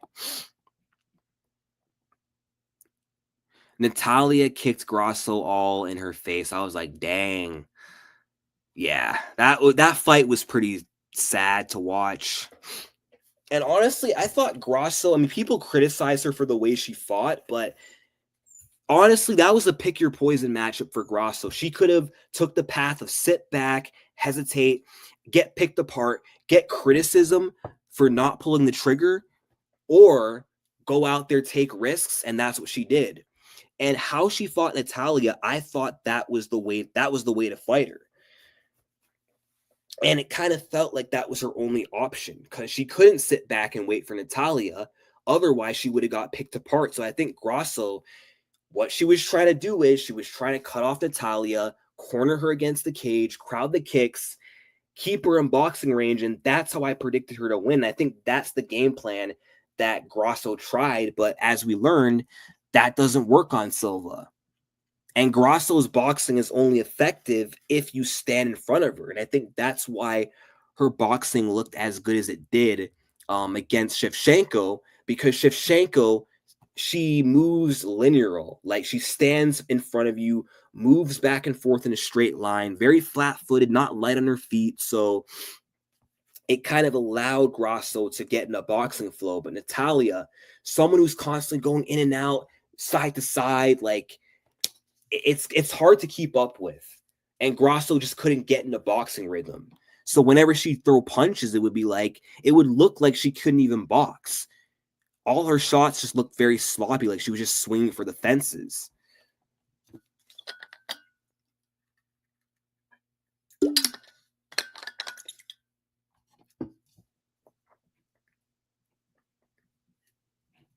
Valentina ain't going to war with nobody, but I agree, 2 counter strikers might be boring.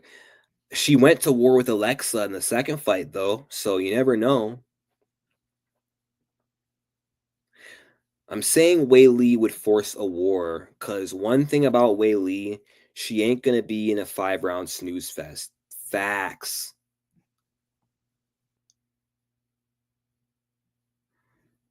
She went to war with Alexa Grasso. That's who she went to war with. Like, are you forgetting how crazy that fight was? Like, round one was kind of high pace. Valentina was landing some pretty good shots on Alexa. And then round two, Alexa dropped her and then almost finished her. And then round three, Valentina almost choked her out. And then round four was pretty crazy. Valentina busted her up with elbows, but then Grasso suplexed her. And then the fifth round, Val's piecing her up. Grasso's all bloodied up, but coming forward like a zombie, and then takes her down, takes her back. That was a crazy back and forth fight. That fight was the definition of a war, and it was one of the best women's MMA fights of 2023. That was a fight where Val gave Alexa adversity, and Grasso had to dig deep to, well, get a draw, I guess. I was going to say to win the fight, but I had to remember and check myself that Grasso didn't win. So, is Whaley or Val pound for pound number one in your opinion? That's a good question. I'll probably say that Shevchenko is the rightful number one pound for pound.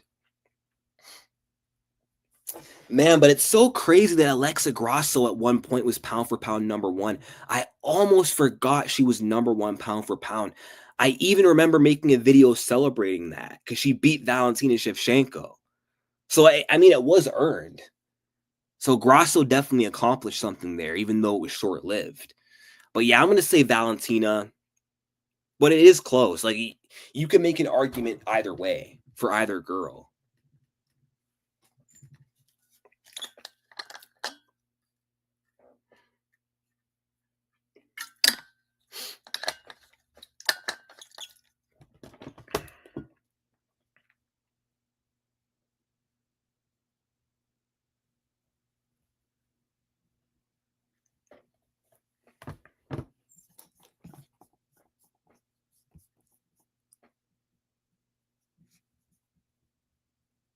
Hold on.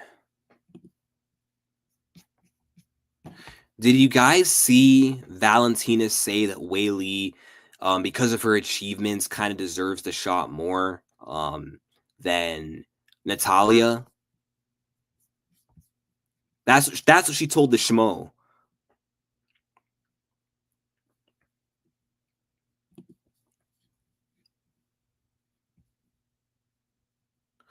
Also, Kolstrom didn't tell me what Whaley would do against Valentina.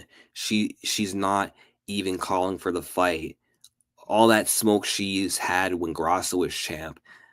I mean, she did call out Valentina numerous times. Like, she called her out in 2019 when she didn't even deserve it. She's been calling her out in 2020, 2021, 2022. Well, actually, not 2022, but 2023, 2024. She was talking about fighting Shevchenko leading up to the Tatiana fight. And I have to say, you're overlooking Tatiana. You got to focus on what's ahead of you.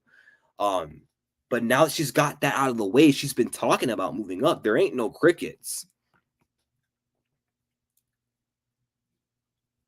That's because she wants to avoid Silva. I mean, I don't know if I wouldn't say Valentina's avoiding her. But if they do end up making Wei Li versus Valentina, they might end up making Blanchfield versus Natalia. And Blanchfield's going to get her booty kicked if that fight happens. But Natalia would have every right to sit and wait for the title shot, though, and just fight the winner. Kind of do what Menon Furo did. That's like a lopsided fight. That's an easy win for Natalia because I don't think Aaron's taking her down. Aaron's too hittable. She already half-asses her takedowns anyway, so I think Natalia would just beat her up for 5 rounds, dance around her, evade that forward pressure with her defensive footwork, stuff takedown, just make it look easy. Really sucks that Aaron didn't get the Barber fight, though. That was going to be a good fight. That was a more winnable fight for Aaron. And she could have made a statement there, too.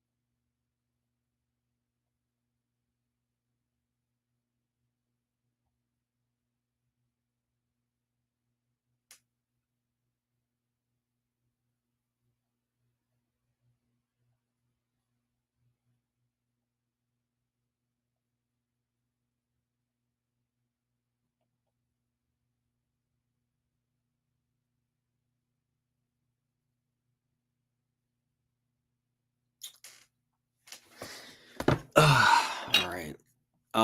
Aaron versus Manon still blows me away. How does a pure wrestler only shoot 3 takedowns on a pure striker the entire fight? That was frustrating.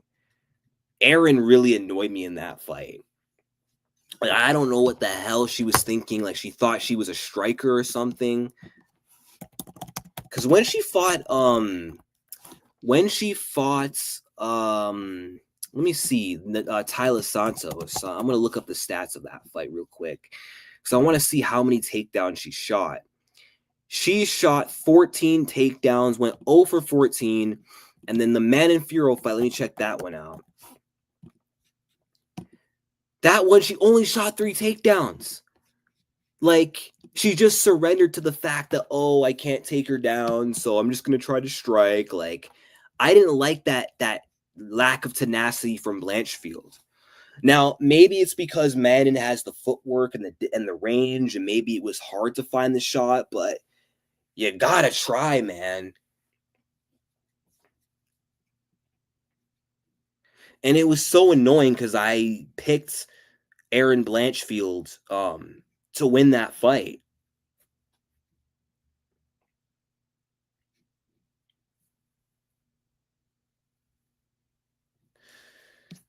For the record, I don't think Valentina is ducking a striker. Striking is what she knows. Facts. Manon made Aaron pay for every attempt. And I mean, she was able to shrug her off whenever, Aaron would get a hold of her. So, but again, I mean, because think about like this, the way Aaron fought Natalia, she didn't care if she couldn't take her down. She just kept holding her against the fence, wearing on her, sapping her energy. That's how I thought she'd fight Manon. And that probably would have been really smart. I mean, maybe it wouldn't have worked. Maybe Manon is better at getting off the cage, but still.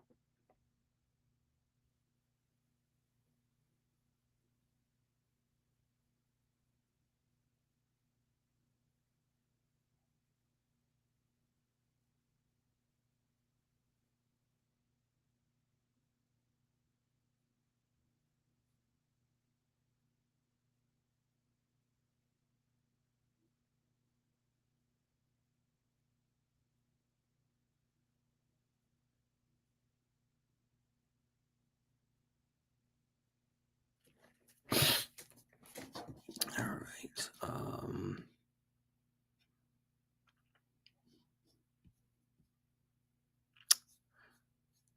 Man, I'm gonna be so happy if Pena wins this weekend, though. Like, just to see Pena shut all the haters up, all the people complaining, saying, "Oh, she's the worst champ in the UFC," and then getting a win over Kayla. I think that might silence people. I mean, I know Juliana herself said it's never enough. Fans will never be pleased with her, but she'll prove that she can also beat like other good fighters other than just Nunes, who people thought she fluked against. Erin couldn't take down Tyla, but she could hold her against the cage and sap her energy. She could do that against Manon. That's what she should have done. That's what she should do, even if she can't take you down. Like, if she fights Valentina, it might not work, but she got to try that at least. Because that's what makes her so effective, is she's so good at holding you against the cage, wearing on you. That's got to be her approach. She can't just accept not being able to take you down.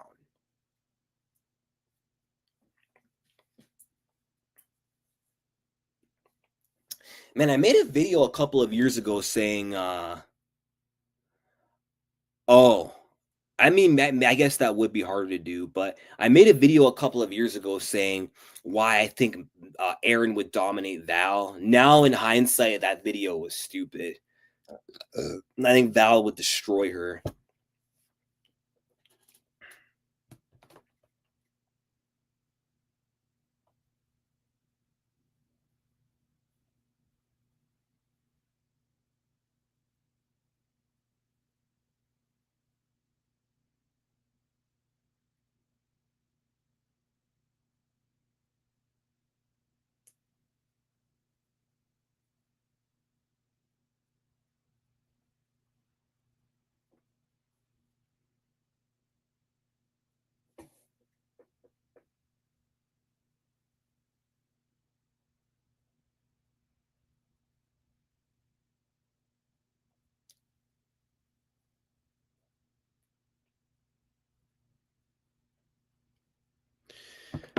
Imagine if Kayla and Juliana's wrestling cancels itself out and it's a striking fight between those two. If that happens, Juliana Pena is going to beat her. I'm confident that if it's just striking, Pena's winning that. I don't care what anyone says. I don't care what anyone has to say about Pena's striking. Kayla's striking also isn't that good. She's not as gritty as Pena, not as scrappy. Juliana will be comfortable in those brawls and those wild exchanges. She'll put that pressure on Kayla. And if she can defend all those takedowns, that's just going to be even better for Juliana's confidence and worse for Kayla's confidence. And if that happens, I think we might see a standing TKO, kind of like Bilal Muhammad versus Sean Brady.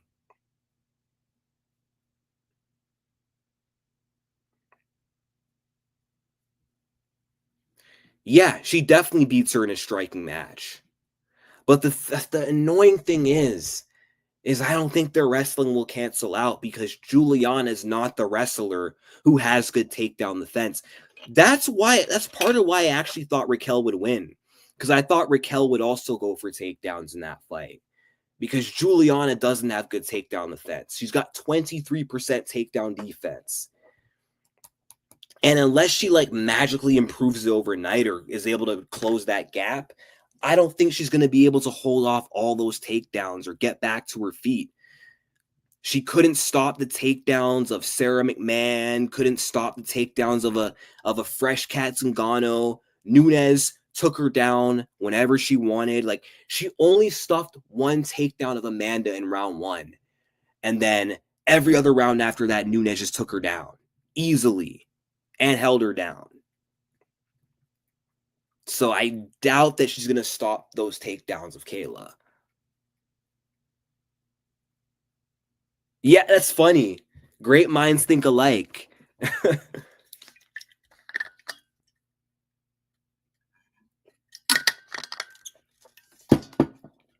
Yeah, because of Juliana's trash takedown defense, her only hope at winning this fight is if, let's say, Kayla, her weight cut really affects her, and her brain doesn't hydrate, and she's chinny, and she gasses. Like, if Juliana can weather the early storm, and that weight cut really saps that cardio of Harrison,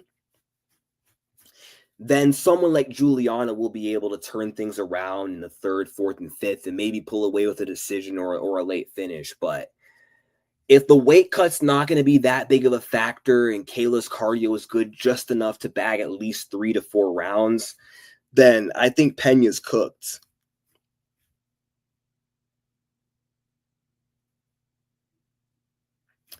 I'm just gonna say it's about Kayla. Obviously, women can be muscular, but come on, she's clearly on the juice, right?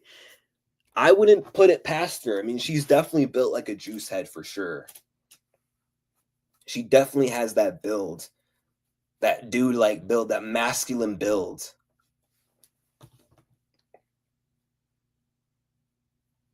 And that's the problem. Like Pena will beat these women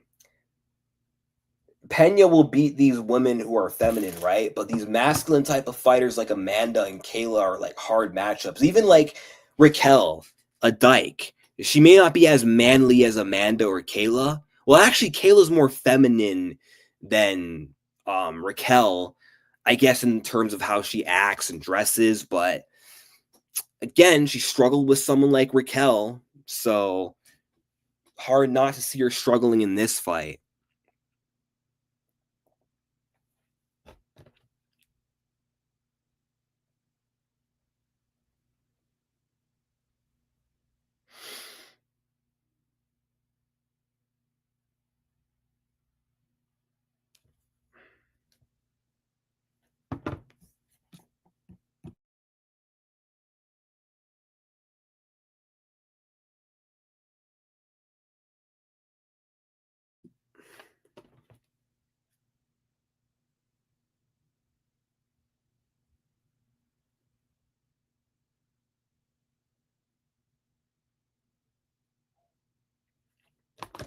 But I'm just really feeling these fight week nerves, even though it's like I think I said this earlier in my life, so I think I'm talking in circles. But even though like I feel I already know what's gonna happen, it still feels nerve wracking. Like I don't want to see my girl get mauled like that this weekend, and I don't want to see her lose her belt because she just got it back. Even though I said I'm gonna enjoy it while it lasts, which I did. I've enjoyed these last 8 months of her having the title. I've not really worried much of what the haters have said. Well, kind of had, but I made sure to cherish every moment, something I didn't do in her first reign as champion. But I still just want to see her win because her beating Kayla is just going to further remove doubts about her being elite. I know women built like Kayla that don't even work out. We shouldn't automatically assume that women are juicing just because they are abnormally muscular. Genetics means something. Yeah, fair enough.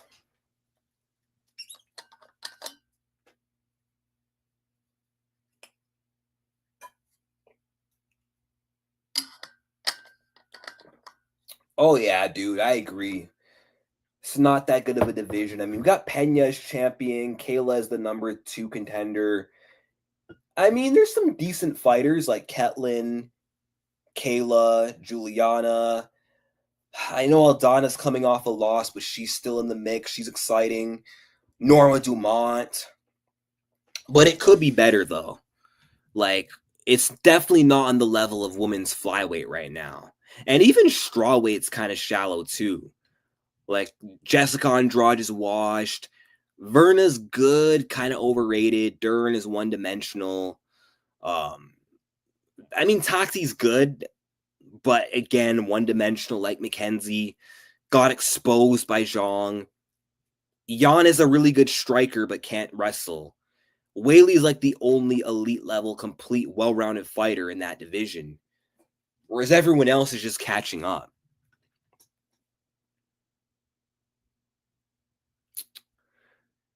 Yeah, unfortunately, she did. Is that fight booked or is that a fight you're suggesting? Um, I think that's a good fight for Jillian. I think she could out grapple Lemos.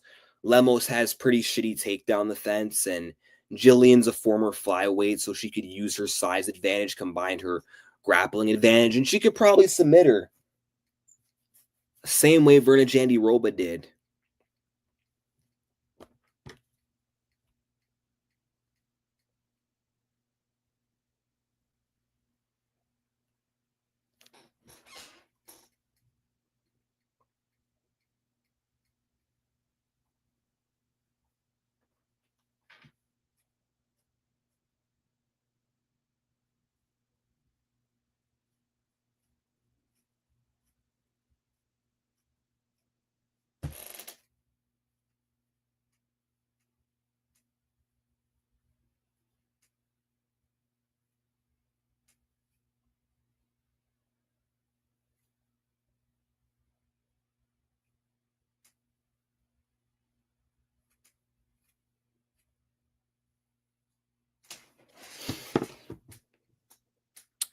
It did.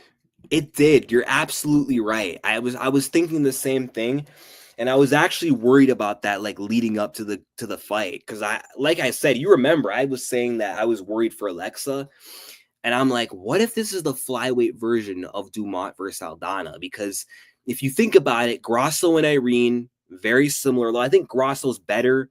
She's more championship level. She made it to a world title. She didn't choke in her first ever title fight.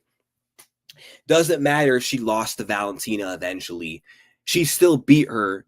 Aldana never beat Nunes, but still a Mexican boxer. Um, kind of better at cutting off the cage, but still Norma or Alexa's like the mini Aldana, and then Norma and Natalia are similar. Really good kickboxers with good footwork, good punching combinations, good kicks, right? And Natalia did pretty much to Alexa what Norma did to Aldana, minus that massive gash on the forehead because they didn't have like a clash of heads. Yeah, and that's one of the reasons why I thought Grosso was going to win the fight. I thought she was going to be able to cut her off, and I think she was trying. I think people are really hard on her about that fight, but we got to give Silva credit. Like she knew how to escape from the cage. Like she's just hard to trap. It's hard to trap her.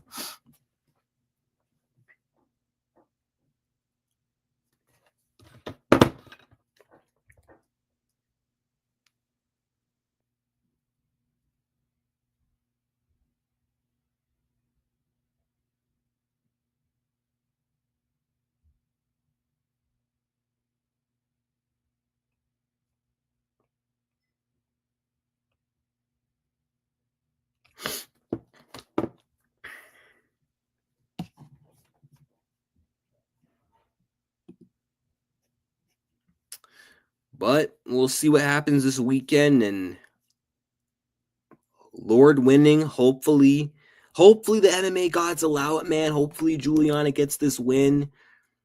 I know it seems like it's just destined we're going to get it feels like it's destiny that Juliana's going to lose and Kayla's going to get the Nunes fight. And I mean that's the biggest fight that could happen. Nunes, the Goliath leaves, and then a new Goliath comes in her absence, takes the throne. That entices Nunes to come back, and then Nunes comes back to try and get her throne back from the new big bad of the division, the new dominant force. Like, that's the perfect storyline. I just can't unsee that happening. Whereas Pena versus Nunes, that's already been played out twice. I don't feel like we need closure with a trilogy. Like, I feel like the second fight was enough closure that we already needed. I feel like one more fight would just be extra unnecessary punishment against Juliana Pena. So, and it's not as big of a fight as Kayla Nunes.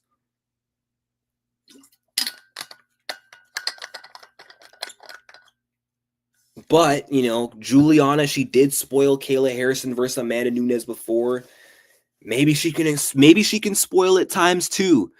And, Nunes did tell her, hey, you get it done, we'll see each other again. And I'm all for it. I'm all for that trilogy at this point in time now. If Pena can be a defending champion and gain that momentum and confidence, I feel like now would be a better time to do the trilogy than, UFC 289 when Pena was bouncing off that loss to Nunes and had no other fights in between, and Nunes was active. But all right, I'm gonna call off this live now. I gotta go. But thank y'all for tuning in, and I might post a few more videos in between now and Saturday or go live again. Yeah, peace.